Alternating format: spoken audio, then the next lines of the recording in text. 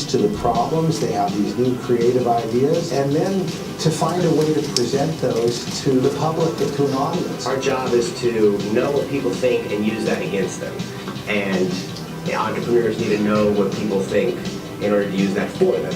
Entrepreneurs, the people that start an idea, have an idea and decide to start a company around that idea, they have to think differently. It's very similar to magic.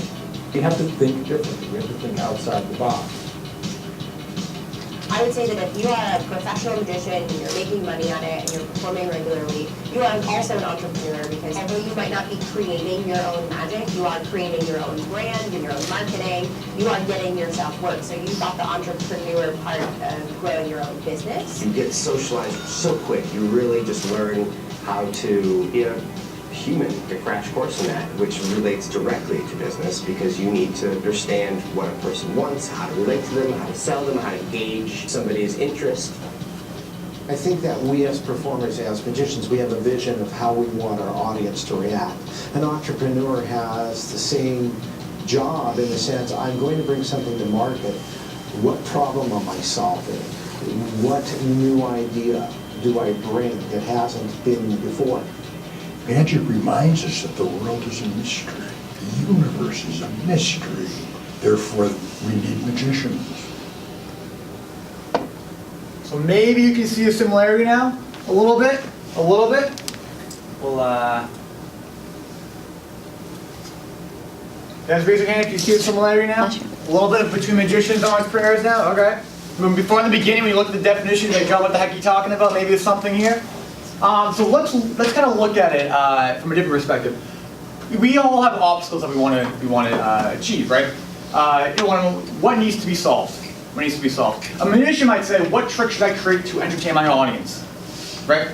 A business leader might say, what problem is my target market looking to solve? Right?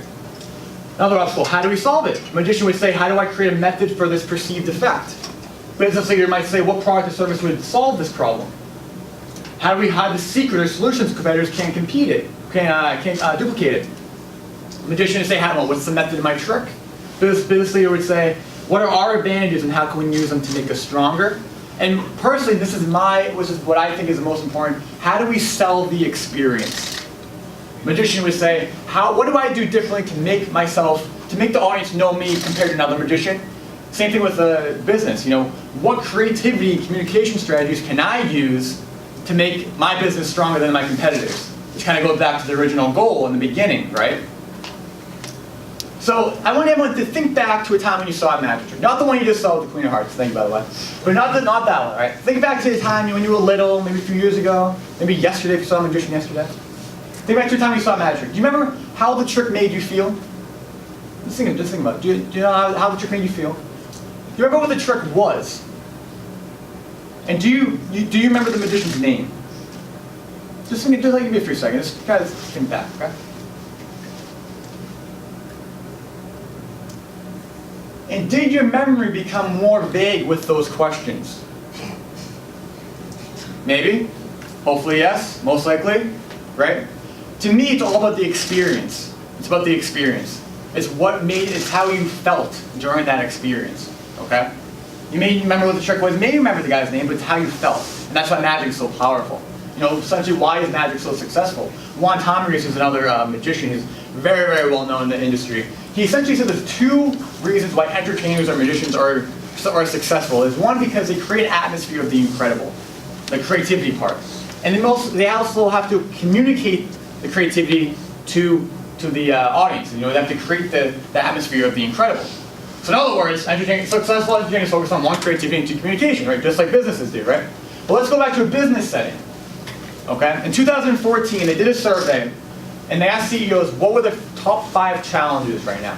Number 3 right off the bat. Customer relationships with communication, and 3, innovation, creativity, right? Right off the bat. That's what CEOs are struggling right now, with communication and creativity. So hopefully, in this presentation, you can kind of get a sense of different strategies that you can use with your own business or within your life that can help you. Okay? So after I did all my research, I interviewed all these people, did background research, I realized this is how magicians or entertainers think. Okay? Stage 1 is brainstorming. We have an idea generation, right? Number 2 is prototype generation. This doesn't mean building a prototype. It means building a context around your idea. Number 3 is taking this idea and communicating it to the audience, to your target market, right? Number 4 is feedback. Okay, do they like the trick? Do they not like the trick? Should I change something, right? And then the last stage is exactly tweaking it, right? And then you start from the beginning, right? That's how magicians, you would think, right? That's how we think, okay? The funny thing is, this is exactly how entrepreneurs think as well. Think about it. You have a business idea, you try to create a brand around it, you try to communicate to your target audience, you listen to the target audience, and you go back and tweak it, right? It's exactly how entrepreneurs think, how business leaders think. So, after I did my research, I realized that there are 3 types of magicians, okay, or entertainers. You have the creators over here, okay? The creators focus on the trick. They want to create a trick. They create magic for other magicians. They're what I call the scientists. They create all the gimmicks, the props, all that stuff. Okay. Then over here, you have the performers, right? They take those tricks and they perform them, right? They they want to communicate to the audience. They're the showmen, right? They're the script writer. They write all the scripts, right? And then right in the middle, on this chart, it's on the right-hand side, but right in the middle, you have what's called a creative performer. He does both. He creates his own tricks, and then he goes out and performs those, and he performs other people's tricks as well. He just gets the jack of all trades, right? So that's how we think, 1, 2, and 3. In a business setting, it's exactly the same thing. Same exact thing. The creator is over here. They're the people who are the app developers, the software developers. They're the one who thinks of the idea, what I call the inventor. Okay. Over here, you have the salesman, the performer, who takes the product or service and tries to sell it to you, right? The marketing guy, the PR guy, right? And then right in the middle is the CEO, maybe the founder of the company, right? Or the guy got the jack of all trades, right? So you have the 3 different stages, and this is what most likely the first stage, the brainstorming strategy. These is what people do in that first stage, right? So when I did all my research, I saw a lot. I found a lot of different results, but due to time constraints, I'm going to only focus on 1 per stage, okay? That I think was most applicable to help you guys. So I'm going to focus on the think tank technique, okay? So the ultimate goal for the brainstorm is to idea generation and to create an idea top down and bottom up. Top down means that you have this idea.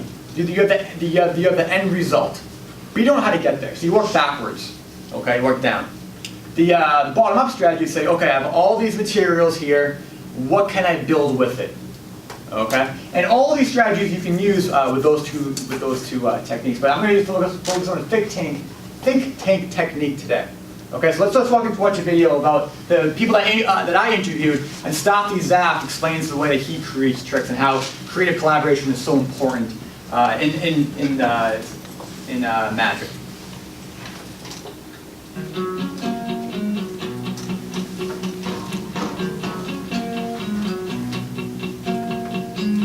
In terms of creating my own material, I was going to turn this up. You guys can't really hear that, can you?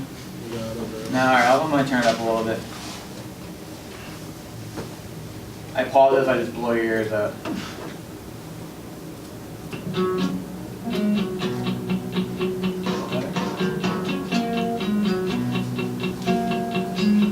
in terms of creating I'm my going to try that one more time, all right? I can do card tricks, but I just can't get the volume right. Yeah? That should be good.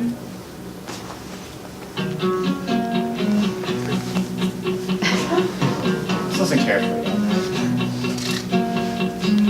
In terms of creating my own material, it's really hard for me in my brain to sit down and say, it's time to create today. I find myself most creative when I'm jamming, ideas off other people, My girlfriend and I'll throw her an idea and she'll throw it back and we'll just kind of play catch with it until it goes somewhere. If you look at magic on television, those magicians, whether it's Michael Carbonaro or Dave Blaine or whoever you want to think about, are surrounded by consultants, are surrounded by other people that are helping to brainstorm and come up with ideas or change the way we approach something. It's important in creativity especially, in a group setting, that you create an environment that is conducive, that everybody is not ashamed to share any idea, because bad ideas spark good ideas. I can't tell you the number of TV shows I've worked on where some bad ideas turned into something fantastic. Say you're a magician and you want to be a creative magician, but you don't have a creative bone in your body. How do you become creative? You immerse yourself into that field as much as you can. That's what brainstorming is about. If you have a room full of people and you are brainstorming an idea, and you have a big whiteboard and you're all writing down ideas, and no idea is a bad idea, it opens up your mind to be thinking differently, right? You may not have thought about something in a certain way, but when somebody else says something or comes up with an idea, that you can say, oh, I could have thought about it that way.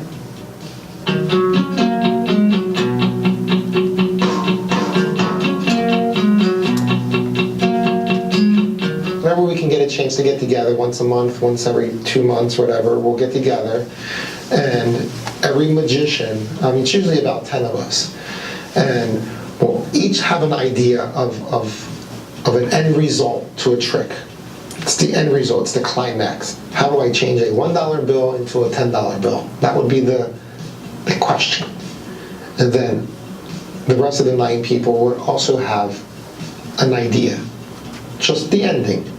So we have now 10 effects that we want to create. We each move over one, the idea. So I started the idea, I give it to the next person, and the next person takes his idea, passes it along.